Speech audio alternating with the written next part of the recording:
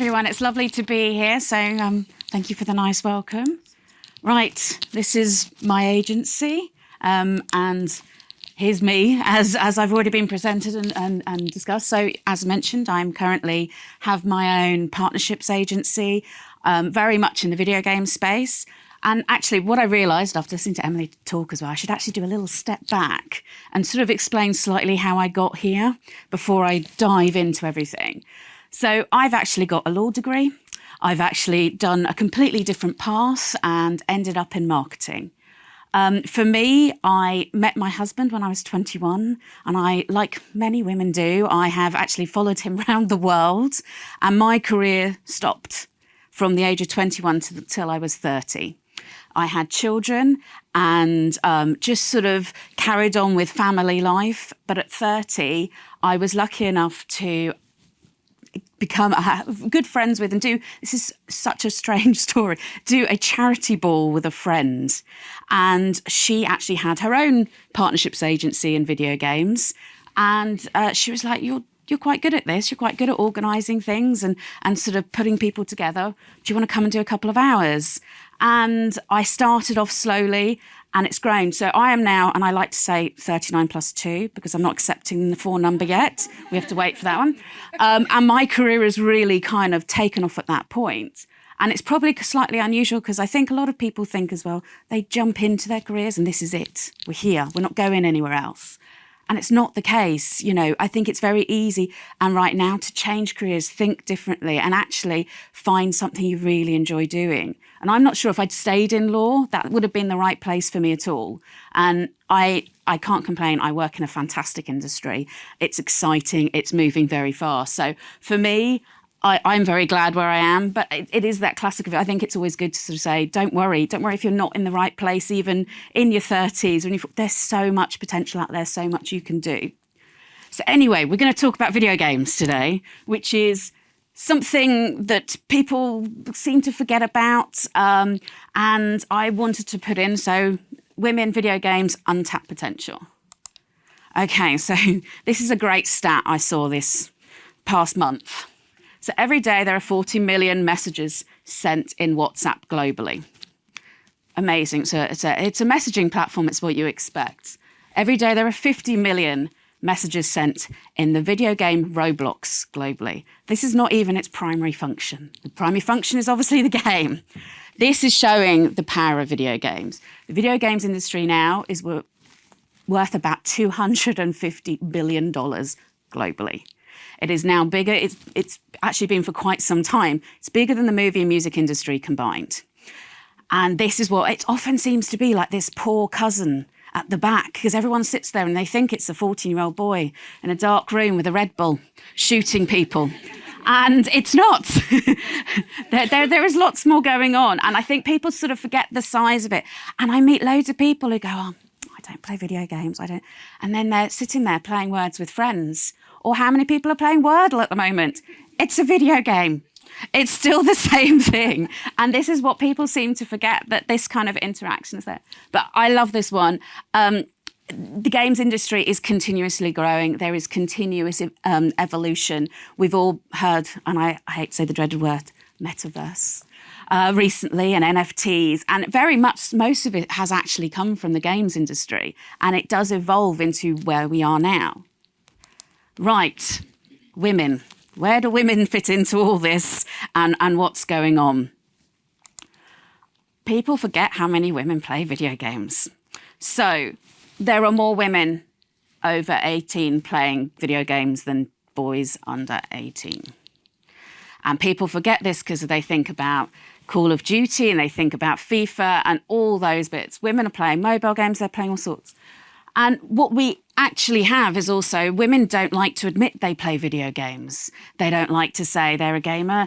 They get missed out, and women sign up and they use other people's accounts and they sign up as men, and there's all sorts of different things. And we're it's just the untapped potential. We're missing out on the fact that women are here and women are doing something different.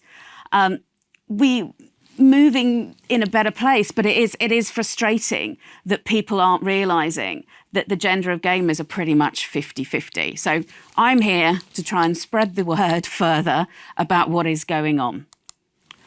So only 20% of the industry actually has women working in it, which is also the issue. So we're seeing we've got 50% of people are there, they're playing. And my opinion is always to make diverse teams, you actually need diverse, or to make diverse games, you need diverse players. Games, sorry. To make diverse games, you need diverse teams. Let's start again. And this is women. I've been in a situation where I've been shown what women are going to look like in a video game, and they look like R&B videos, and it's upskirting, and everyone is like this.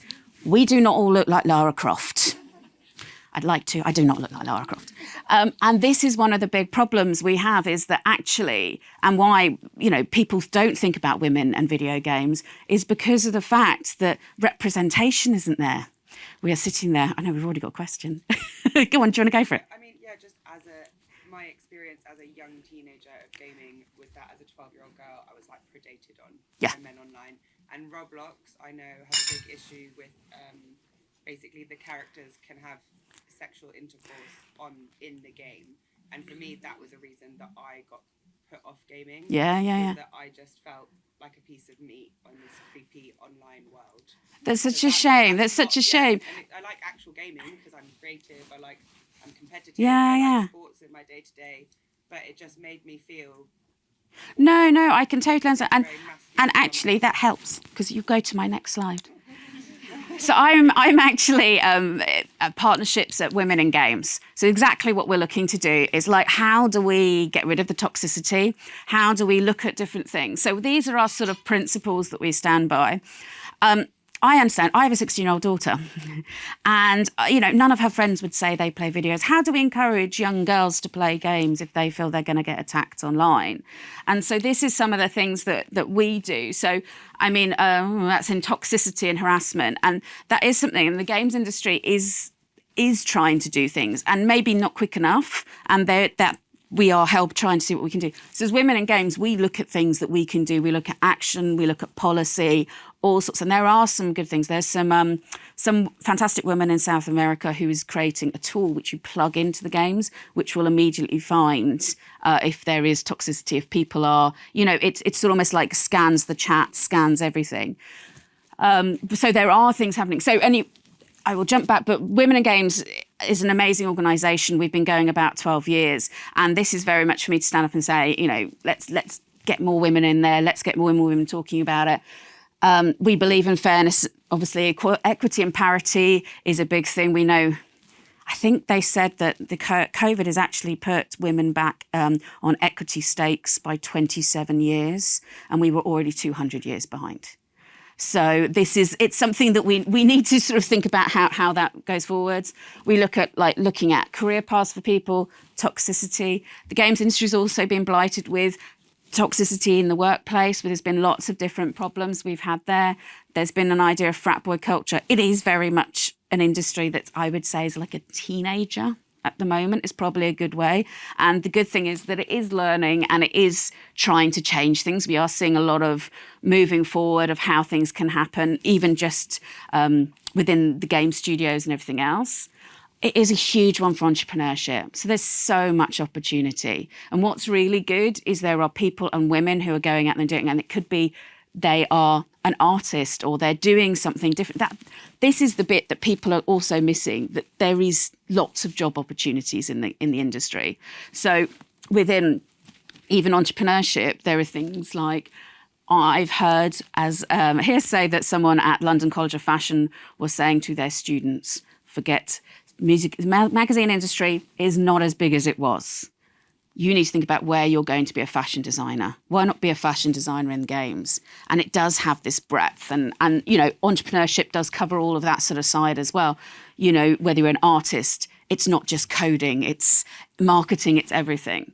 And then education is saying, bringing more girls into the industry is a great thing, and sort of explaining about, the opportunities, that it's not just for boys. They called it the Game Boy. It doesn't help. So we have to try and get rid of these kind of things. And then obviously we're looking at diverse representation across everything. So as I said, this year, in the past year has been great. We've seen The Last of Us 2 has had a female protagonist who's also a lesbian. It's amazing to see that people are doing that. But I can pull up those examples like that. And it shouldn't be like that. We should be looking at, this should be the norm. Or even, do we need gender at all in video games? Could it be you're just a person? And I think that's what will be interesting going forward. Right. Video games in general, untapped potential. So my last part of it is still women, video games and untapped, because it's me as the woman. And this is, I'm going to explain a bit about what I do and the side of it. So the video games industry hasn't stopped through COVID. It has been one of the industries that's been able to continue. It's the only entertainment medium really that's been able to continue to create, grow. And let's face it, what were people doing? They were sitting at home playing Kahoot quizzes, trying to do something different. So, I think that people really realised that the box in the corner of the room was a social function. It was something they can do and see different things on. My agency, Brotherhood of Brand, what we do is we bring brands into video games, or we try and take video games and expand the audience, let people know that they're there. When you play a video game, it's very hard to second or third screen. So with everyone else is the same, but I watch Netflix like this. My husband gets really annoyed and tells me off. But I sit there scrolling through clothes, and you can't do it with a video game. You have to pay attention. And this is a really opportunity for other industries and people to realise that you've got this incredibly engaged audience, often who are really, really hard to get hold of. I've worked on a great game called Star Stable. It's like Sims on horses. No one realises it's there. They have 1 million players a month. They're 8 to 18-year-old girls. Now, this is one of the hardest audiences to get into, to try and they're loyal when they're there. So what we do is we bring other brands in to try and talk, or we kind of look at how we can work together. My agency also I have a big thing to do with culture and making sure things fit right, and relevance and authenticity are two of my biggest words. And I don't want to ever put two brands together that fit. Like, it doesn't fit right. You can see it immediately. It feels very commercial. Star Wars on cheese strings. That's a paid-for thing. They've shoved themselves together. I'm terrible. I'll tell you the ones I don't like. But those kind of ones are really obvious. What we want to do is we want people to go, oh, my God, I didn't realise they were friends. Isn't that lovely? They've just kind of met up and they're doing something nice. So I thought I'd show you some of my examples of what I've done so that you guys can sort of see different things. So The Sims, which is an amazing franchise. Sims was the first franchise to ever have gay characters, which is a lovely, lovely stat. Also the first game to ever allow women to wear men's clothes, men to wear women's clothes. So what we did, this is part of what I do, which is we worked with ASOS, so a really great, nice fits, looking at the right age range. ASOS, lovely global brand that's doing different things. And what we did was, when we launched Sims Mobile, you played a little game as the fashion photographer. You kind of got that, unlocked it. You unlocked lots of ASOS clothes, but you also unlocked 20% off in ASOS. So it was a really lovely little way of putting it together, really merged. And it's also like merging in with the tech, which is really nice. So we saw lots of lovely increases. And actually for Sims, because we bought in ASOS, Apple were even happier with them because they really loved the collabs and what's going on. So I don't know. Need for Speed. So this is really I've worked on loads of Need for Speed, so it's always a baby for me. But we were told the average age for Need for Speed was 35 when I was looking at it. And we were told, right, there were those young kids playing Fortnite. How do we get them? So what we had to look at was, how do we continue, the people forget that the people who had the first Xboxes and PlayStations are now in their 30s and 40s. And you need to keep bringing in, how do you make it exciting and bring in the funnel?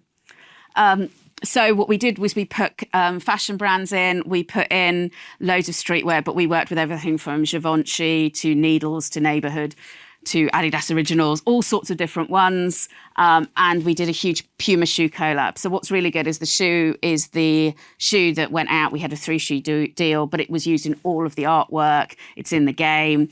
But what was good, because the shoe doesn't say the name of the game on, so we could put it in there so it doesn't go a bit weird. But it's a really nice way of how... I mean, we're seeing a lot of fashion coming into the games industry a lot at the moment. Even Burberry did, during the pandemic, all of their original London Fashion Week on Twitch, which is the gamers platform. And then we're seeing Balenciaga, Moncler, all of these interesting brands. I mean, Louis Vuitton hugely gone in that way. And because they're realising the audience is there. Video games audience also, it's like 60 quid to buy a game. So they have money. It's not like people forget to think it's sort of a cheap medium. It's not. And they also, gamers really love like bragging. They do. They want the achievement points. So if you can get something limited edition, ticks all their boxes. Right. And then this is my final one, a couple of slides, but this was a real way of looking at how the worlds can move together. So the front cover of a game, you always have a hero car.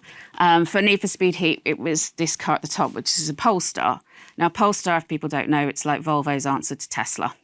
So it's the first time we'd ever put a hybrid car, because they're now fully electric. This is the hybrid version on the front. And what we wanted to do was like, how do we merge? How do we bring this out, do something real life, deliver a cultural moment, deliver something that's interesting?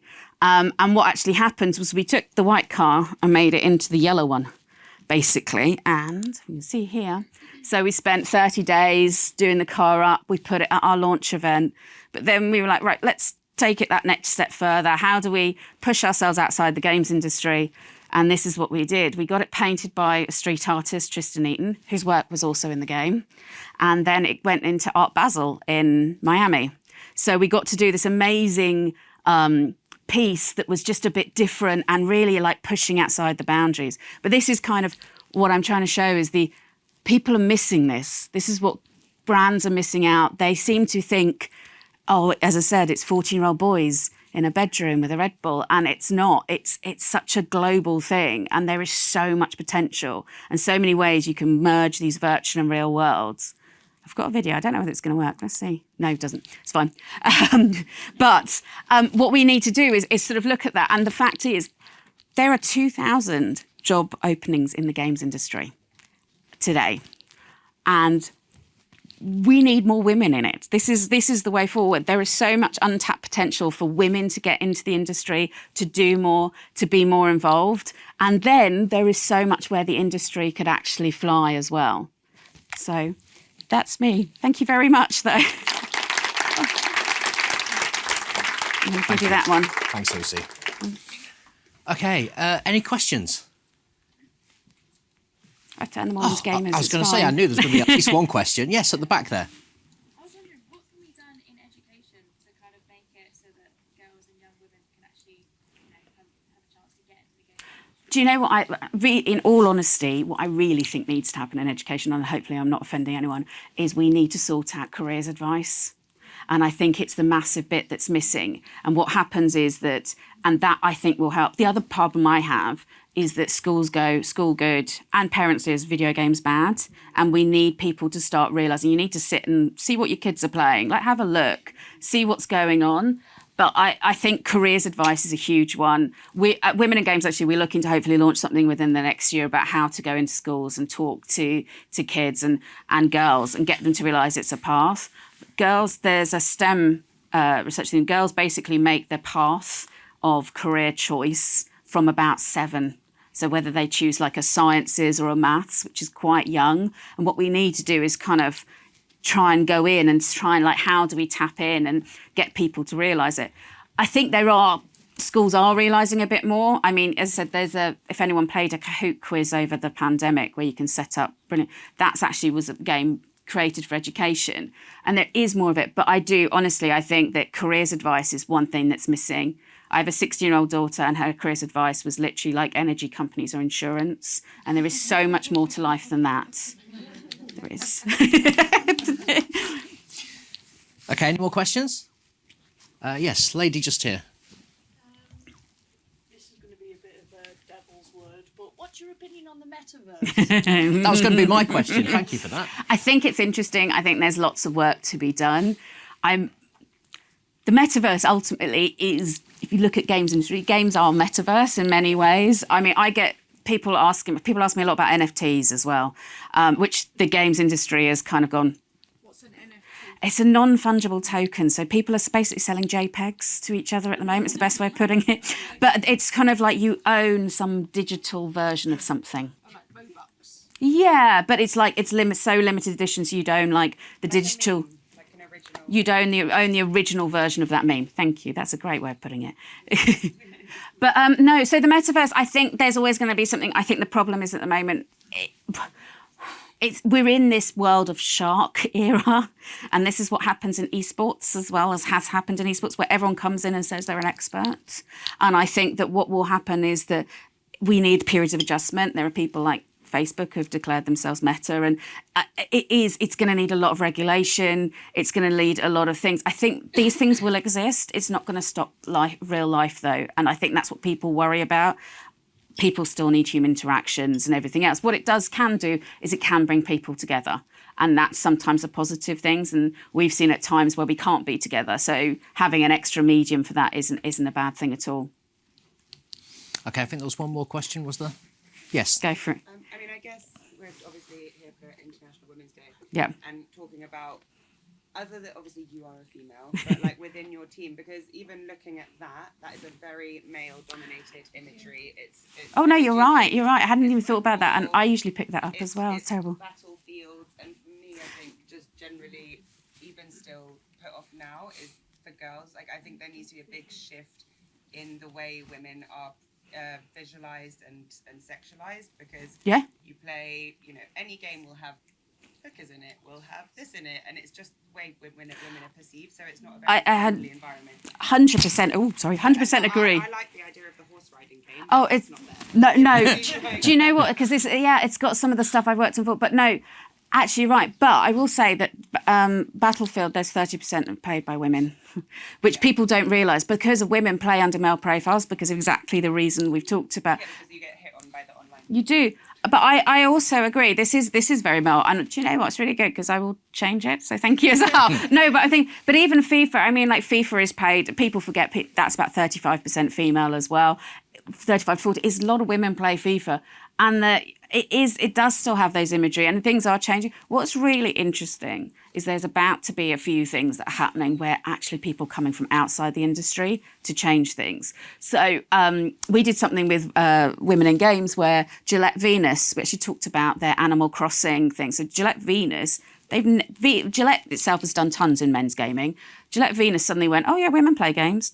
And what they did was they put lots of skins inside Animal Crossing. So you could change your character, so it could show things like, it could have cellulite, it could have psoriasis, it could have vitiligo, it could have all sorts.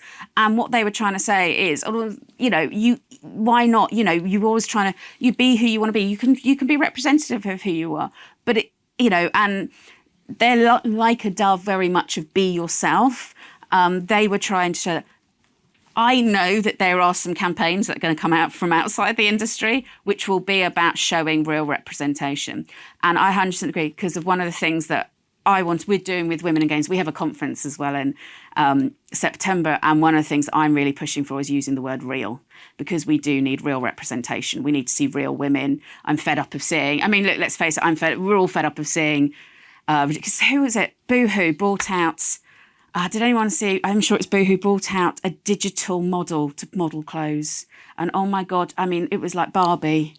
I've never seen anything like but you had such an opportunity to do something really different, and you're not. It goes to men as well, though. Men are represented completely as six-packed whatever's in games. So they are.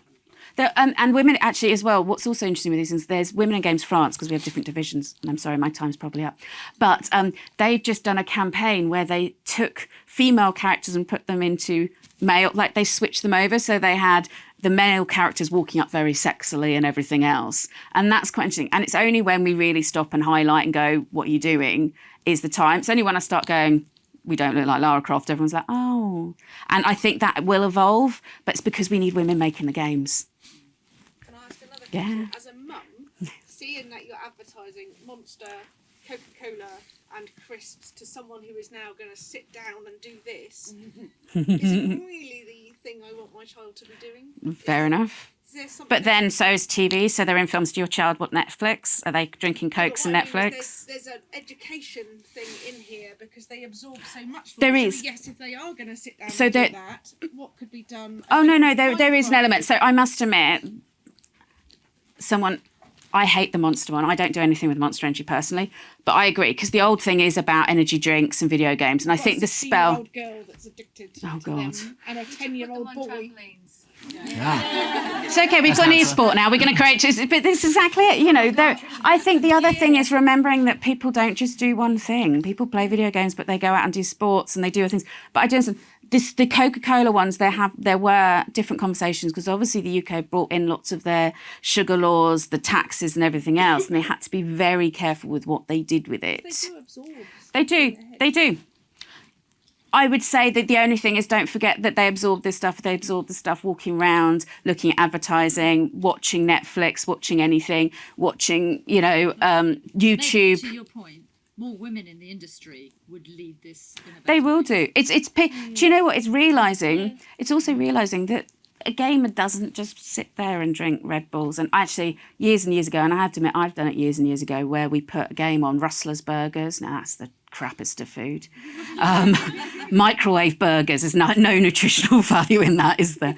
And we did, and now, because you go like, oh, gamer, that's what, and I think it's the perception. We need that change of perception that gamers aren't that. They don't just want this. So in many ways, because this is actually, that's FIFA 18s that would have come out in 2017. That's the previous Need for Speed. That would have been 2018. So, the world is evolving. It has evolved from there. I just need to change my pictures. That's the big learn from today. I feel like going like this in front of it. Okay, one final question for me. Obviously, you just put those on there to spark the conversation, right? Yeah, I mean, that's what I did. Yeah, but if there are so many women engaged with the games industry and playing these games, and surely that's inevitably, because the demand is there and the audience is there, then the games have to start reflecting that audience. Exactly. And I think it will. I think that's what's exactly is going to happen. I said things like fashion. To me, the fashion side is super interesting, seeing what's happening, seeing people do collections. I've had a major brand going to us. So I currently work on Codemasters products. So I work on all of I don't know, I'm not really into cars. I seem to work on a lot of car games, including Formula One and lots of things, which is doing amazingly well. And we're going to see this more of these sort of, things like fashion or other sides of it and getting more women. I think people will start, it does change. I need the other industries to wake up as well. So fashion's only just woken up. I managed to get a luxury watch into one of the games I've done recently, but even there, they're like, really? They need to realise this is where their audiences are. It's like people suddenly realising going, oh, yeah, they do other things, or they do go out and also realising games that do cost 60 quid, they are a luxury product. People pay them for 2 years when they buy a game. They don't you watch a movie, it's out in the cinema 2 weeks and it's gone. And I think it's that. It's like a slow revolution of realising, and that will then cause change of less it all being men on my screen as well. Okay, that's brilliant. We'll leave it there. Thank you very much, Lucy. Thank you.